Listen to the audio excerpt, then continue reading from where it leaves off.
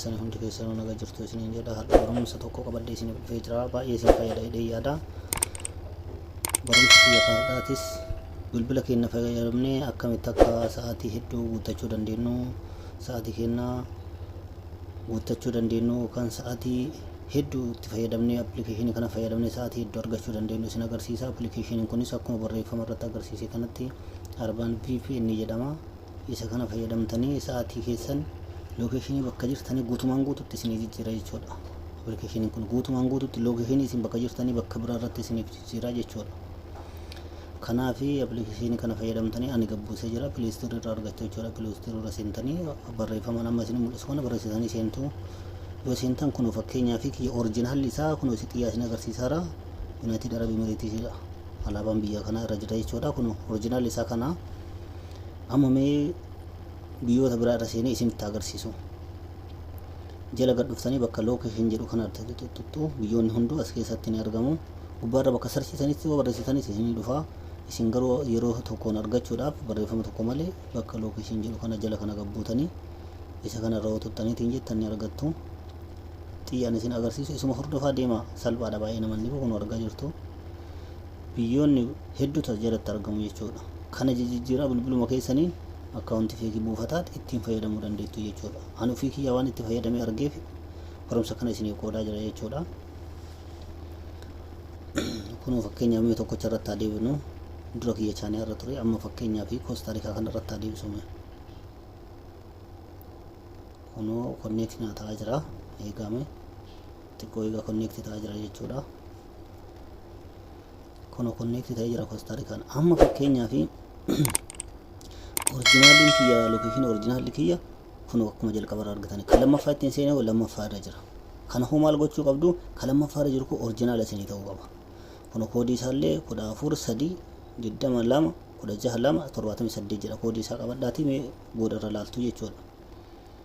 Isa kana gabbuutanii lookeeshinii histirii fi faabiraayitii irra kamtu jira jettanii kalaaluu qabdan jechuudha. Lookeeshinii irratti fakkeenyaaf Koostaarikaa irra deebisee ture amma chaanii irraa bakka mallattoo kunoo faabiraayitii san chaanii irraa kaaftanii Koostaarikaa irra deebiftu jechuudha.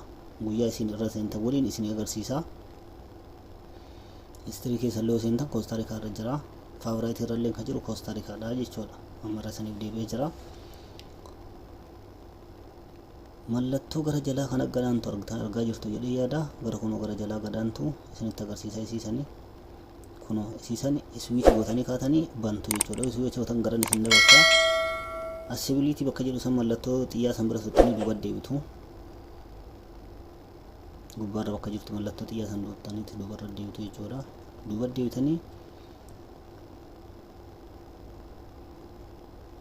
gara jalaa gad dhuftanii kun bakka xiyyaa isin agarsiisaa yeroo tokkoof duuba baatanii deebitu jechuudha. Appilikeeshinii kana keessa baatanii kaatanii seentu bifa haaraa appilikeeshinii kana jechuudha.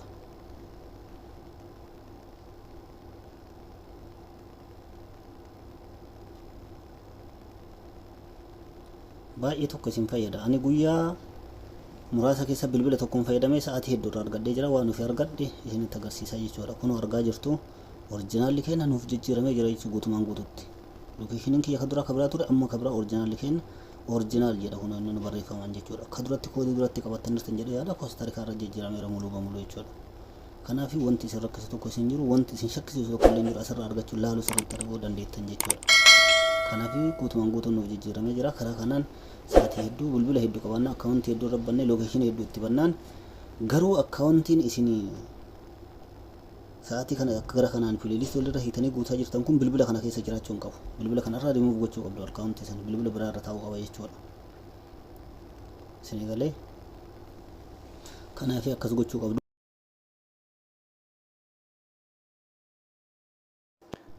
Asirratti wanti beekuu qabdanii jechuudha. Wanti hojjechuu qabdu bakka viidiyoo walirra hiitan sana irra seenuu qabdu. Isarra seenuun keessan dirqama isarra seentanii kaatanii waan sirraa'utu jira. Karaa nama isin agarsiisu kanaan hordofaadhaa sirreessaa isiniin jedha. Laayibareedu bakka jedhu keessa seentanii bakka pileelistiitti hidhattanii beektu hundi keessa waan ta'eef ni beekaa. Namoota muraasa ta'e malee hedduun keessan ni beektanii filee bakka jedhu irra dhoofna.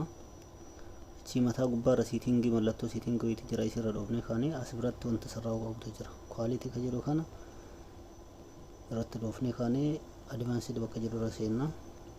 Isarra erga seennee kaanee booda filannoo tan nuuf dhufutu jira. Filannoo san keessaa filanna jechuudha. Kadhumaa kana irra kaattuu jechuudha. Isa kana kadhumaa irra kaattu ammallee bakkuma sanitti deebitu setting irratti deebitu. Setting irra dhuftanii playback speed jedha. Speed keessan dabaluu qabdu jechuudha. Fakkeenyaaf speed keessan wanti dabaluu qabdu fi viidiyoo asirratti hidhattan viidiyoo liivitti waraabaadha turtan ta'uu qaba. Ka sa'aatii baay'ee qabu jechuudha. Sa'aatii fakkeenyaaf 6 turtanii 10 turtanii 2 turtanii 3 turtanii viidiyoo hedduu walirra hiitaniiti dhiisuu qabdan jechuudha. Kanaafuu baay'ee isin bilakka jechuudha. Sa'aatii hedduu irraa fayyadamtu jedhee yaada ofii kiyyaa waan irraa fayyadamee argeef isin gadhiise. Kanaaf galatooma ulfaadhaa isiniin jenna.